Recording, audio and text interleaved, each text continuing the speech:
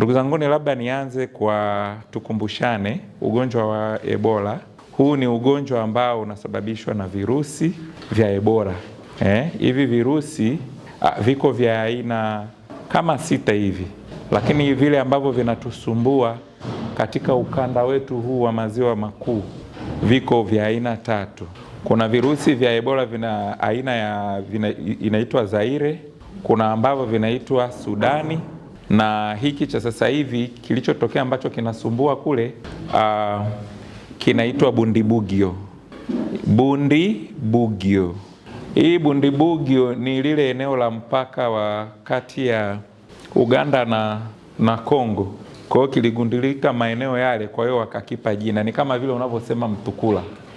Kwa hiyo sasa katika hivi virusi hivi 3 vinavyotusumbua ni kirusi cha aina moja tu ambacho tayari kina chanjo, ambacho ni ile aina ya Zaire ambayo inaua sana, ambayo ile wakipata watu 10, mtu ambaye mnaweza mkamuokoa ni mmoja, watu 9 wanafariki.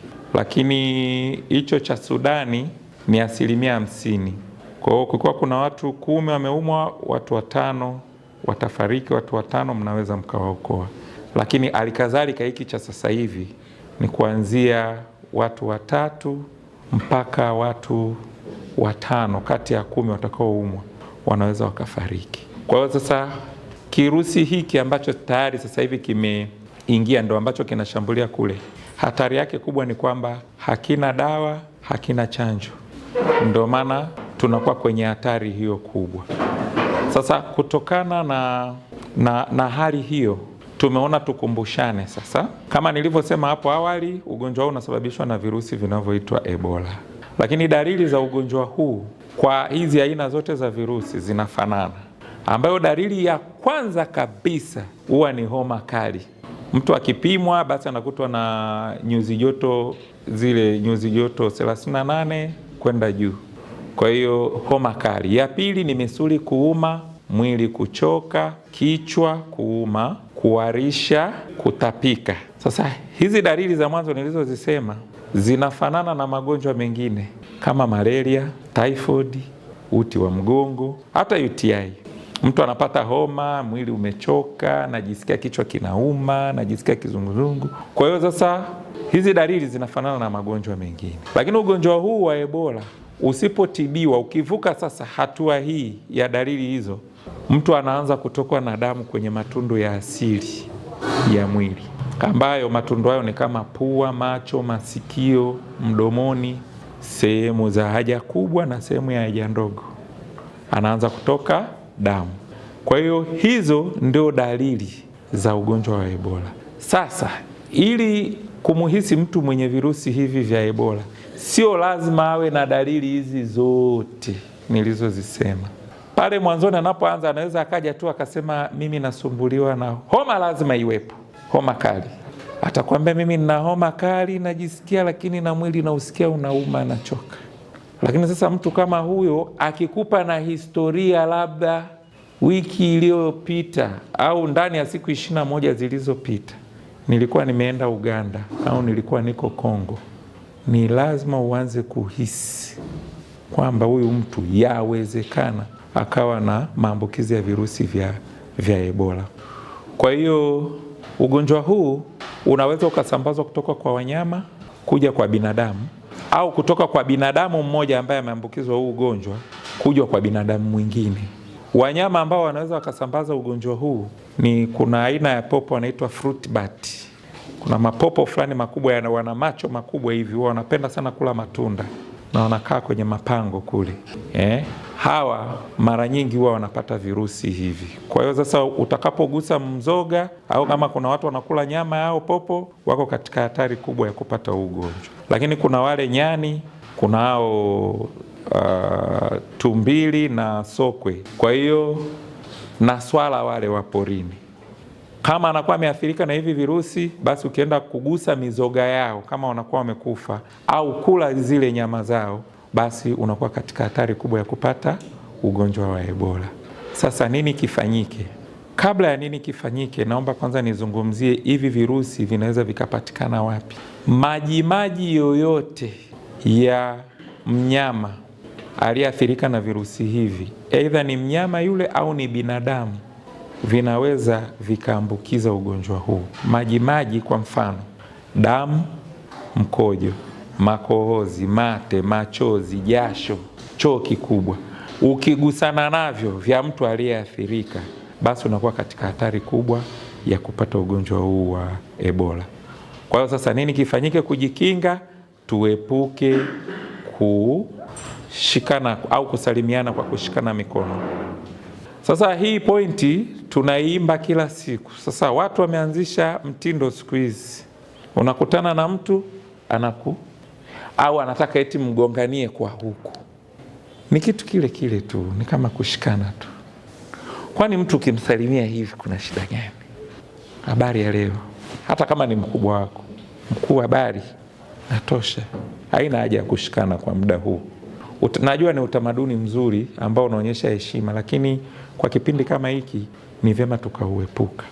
Lakini unawaji wa mikono yetu kwa kutumia maji tiririka na sabuni, angalau sekunde 20, maji yale yanatiririka, unanawa. Sasa kuna mwingine ni kama anajichovya tu kwenye maji, anashikashika hivi, at least 20 seconds unanawa kwa maji tiririka na sabuni. Lakini ikitokea mtu amefariki au amekufa, sababu ya ugonjwa yeye kufa haujulikani, na yawezekana labda alikuwa anafanya shughuli zake kwa nchi jirani kule, tusikimbilie kwenda kushika ile miili au kwenda kuiandaa, kuiosha kabla ya kwenda kuzika. Ni vizuri mkawasiliana na idara ya afya, basi tuweze kufika na kushauri nini cha kufanya. Lakini kingine, tutakapomuona mtu yoyote mwenye dalili hizo nilizozisema, basi ni vizuri tukawasiliana. Bahati mbaya sana kwa ugonjwa huu, Mheshimiwa Mwenyekiti, tunaweza tukatoa taarifa kwenye vyombo sahihi kabisa, lakini hiyo taarifa umeitoa muda gani? Huyo mtu inawezekana mmeshakaa naye kwenye jamii kule siku 3, 4, 5, wiki. Yaani kadri anavyoendelea kukaa muda mrefu ndo anaambukiza watu wengi. Kwa hiyo kuja kudhibiti hilo tatizo inawezekana ikawa kidogo ni changamoto. Pindi tu mnapomuona mtu mwenye dalili hizi, tunaomba tupate taarifa immediately. Na nimshukuru kuna mtu alitoa taarifa, kuna issue last week ilitokea kule Kashenye, na nimshukuru mtendaji wa Kashenye pamoja na timu yake, tulikesha kule usiku mzima. Kuna maiti ilikuwa inakuja kutoka Uganda na inaletwa usiku na mtumbwi. Kwa hiyo tuliweka kambi pale, wamefika wakazuiwa, wakawa wako majini mpaka sisi tulivyofika. Kwa hiyo tulifika tukaichukua ile maiti sampuli, na wenyewe nao tuliwatenga tukaweka pembeni, lakini baada ya kuachukua vipimo kujiridhisha kwamba haukuwa ugonjwa wa Ebola, kwa sababu alifia Uganda, alikuwa anafanya kazi huko, ndo tukaruhusu sasa akaenda kuzikwa. Kwa hiyo niwashukuru sana watu wa kata ya Kashenye, tulishirikiana vizuri sana. Sasa na wengine wote tuwe askari katika hili, lakini tukioneana muhari, sijui nikisema hivyo sijui naeleweka, tukioneana muhari ndio tutafanya tatizo litakuwa kubwa, na yawezekana na sisi wenyewe, familia zetu au sisi wenyewe ndio tukaathirika na kwa kutokutoa taarifa kwa wakati. Kwa hiyo ndo kuhusu Ebola. Sasa sisi kama viongozi tufanye nini? Cha kwanza kabisa, twende tukahakikishe kwamba maeneo yote ambayo ni ya biashara, wafanyabiashara wanaweka maji tiririka na sabuni. Kwa hiyo wateja wao wanawe mikono kwa maji tiririka na sabuni kabla ya kupata huduma. Kwa hiyo whether ni kwenye masoko, kwenye minada, kwenye maduka, kwenye guest house, hizi lodge, watu wanawe mikono kwa maji tiririka na sabuni. Lakini tuwape elimu ya hii kutokushikana mikono, kutokukumbatiana, kwa sababu hata kukutana kimwili kwa njia ya ngono, kwa sababu si ni yale maji na tunagusana, unaweza ukapata huu ugonjwa. Kwa hiyo twendeni tukashirikiane kwa pamoja. Cha msingi ni taarifa. Ukiona simu ya kiongozi yoyote una hapa, basi piga tu namba 199. Hii ni namba ya wizara, hii ni bure kabisa, haina gharama yoyote, itapokelewa. Toa hiyo taarifa ya alert kule, sisi watatupigia, tutapata rani, then tutakuja kwa wakati kwa ajili ya kushughulikia hiyo kesi. Sasa naomba nizungumze kwa zile kata ambazo ziko mipakani. Kule kuna vipenyo vingi visivyokuwa rasmi, watu wanavuka anyhow. Tukianzia kule Kashenye, tukija Minziro, hapa Mtukula, Bugango, hiyo Kakunyu, hiyo vipenyo ambavyo haviko rasmi viko vingi, na watu wengi ndo wanavitumia hivyo kwa ajili ya shughuli zile za kijamii na biashara, wanapita anyhow. Kwa hiyo jamii ikipata elimu, tukashirikiane, ile jamii tunayozisimamia wajue hizi dalili, kwa sababu tunajua wengine wako huku, ndugu zao wanakaa upande wa pili. Wakati mwingine kwenye kukontrol inaweza ikawa ngumu, lakini pindi watakapomuona mtu mwenye dalili hizi, cha msingi sisi tupate taarifa kwa wakati.